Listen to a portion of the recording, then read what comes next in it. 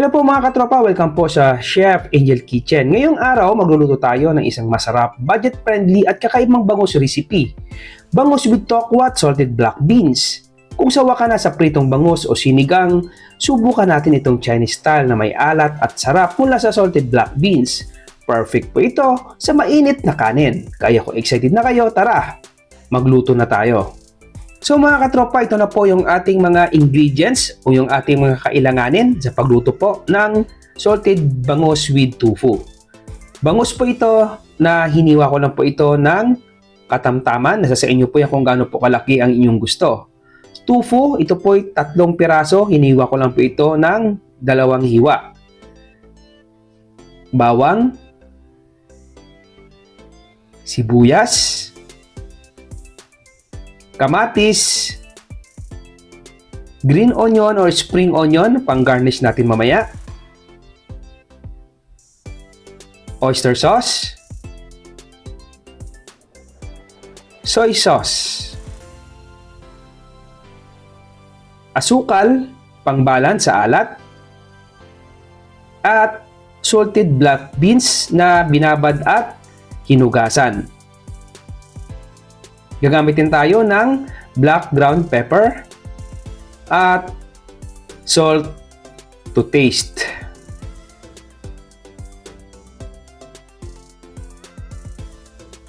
Gagamitin tayo ng tubig at para sa ating pang-coated mamaya sa ating ipiprito, kakailangan natin ng harina. Pwede rin po kayo gumamit ng cornstarch for this recipe. First, i-coat po muna natin yung ating tofu o yung ating tokwa sa ating harina. Ito po itutulong para ma-absorb po ng harina yung excess na liquid at lalo pong lulutong yung ating tokwa.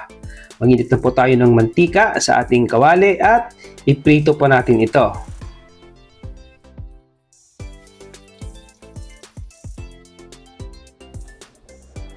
Huwag po masyadong overcrowd o huwag po siksikin sa kawali para pantay ang pagkaluto.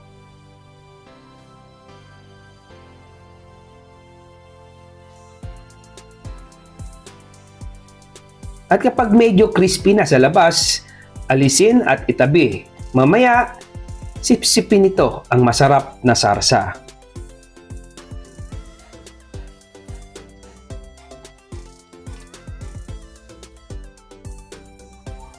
So after pa natin maprito yung ating tokwa, on both sides, medyo crispy na po siya at nagkaroon na po siya ng golden brown. Itabi po natin ito at proceed po tayo sa ating next step. Yung ating bangus ay ating lagyan ng asin para magkaroon na po siya ng lasa.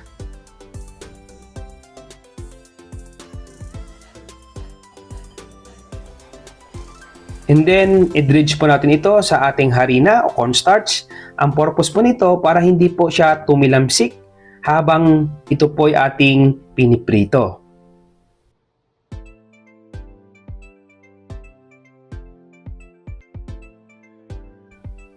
On the same pan sa ating pinagprituan na ating tokwa, doon po natin prituin yung ating bangus.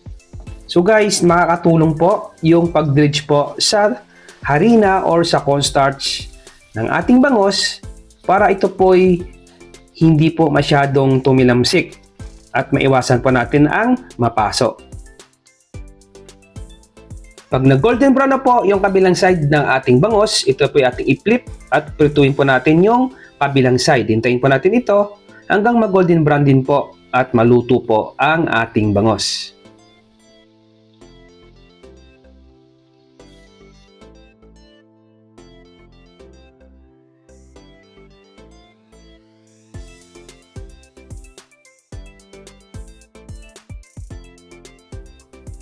After po lumamig yung ating tokwa, ito po'y putulin natin ng pakwadrado.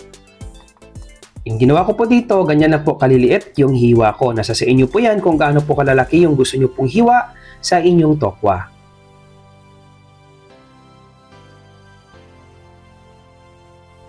So guys, magluto na po tayo sa ating sarsa. Maglagay lang po tayo ng kunting mantika sa ating kawali. Gisahin po natin yung ating mga aromatics. Unahin po natin yung ating bawang. Hintayin po natin na mag-golden brown at isunod na po natin yung ating sibuyas.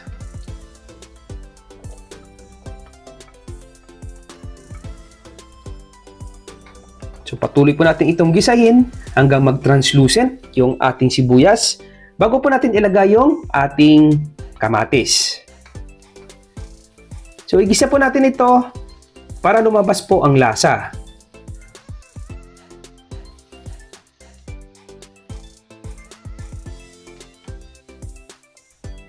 And then nilagay na rin po natin yung ating salted black beans. Ito po yung ating binabad muna about 3 minutes, hinugasan para matanggal po ang sobrang alat nitong ating salted black beans. Igisa po natin ito hanggang sa madurog para po lumabas yung lasa.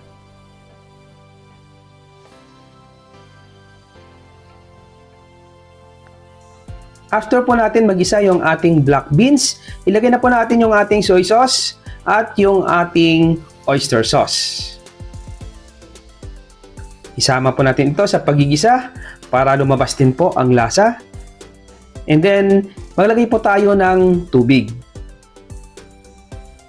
Hayaan po natin itong kumulo about 2 to 3 minutes para mag-incorporate po ang lahat ng mga ingredients na ating inilagay.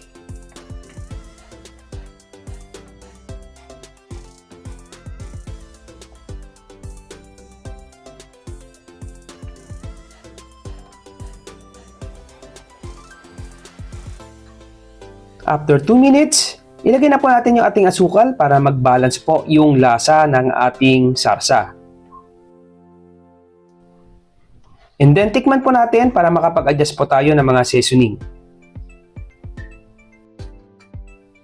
Pag okay na po yung lasa, ibalik po natin yung ating piniritong bangos.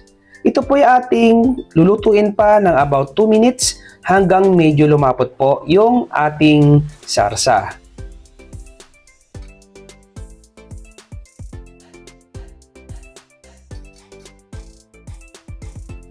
Pag kumukulo na po yung ating sarsa, baling-balingin po natin yung ating bangos para ma-distribute po natin yung lasa on both sides.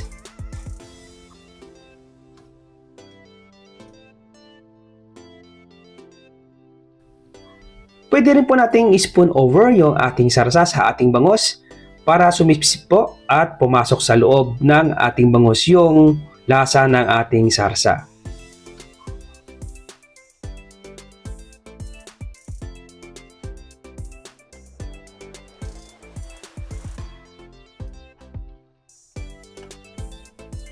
And then, isunod na po natin ilagay yung ating hiniwang tokwa at tutuin na po natin ito ng 2 minutes more para sumipsip din po sa ating tokwa yung lasa ng ating sarsa.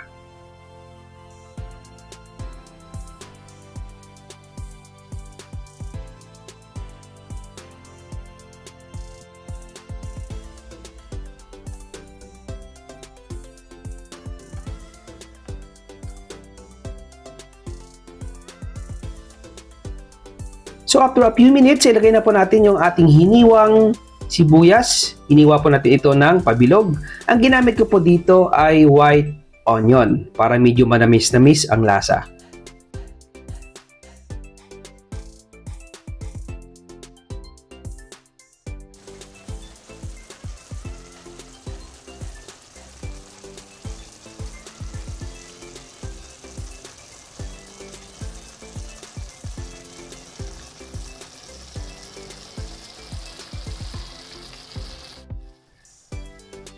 So guys, ang lambot ng bangos, ang tokwa ay punong-puno ng lasa at ang salted black beans ay nagbibigay ng malinamnam at kakaibang sarap. Perfect po ito sa tanghalian o hapunan, lalo na kung may mainit na kanin.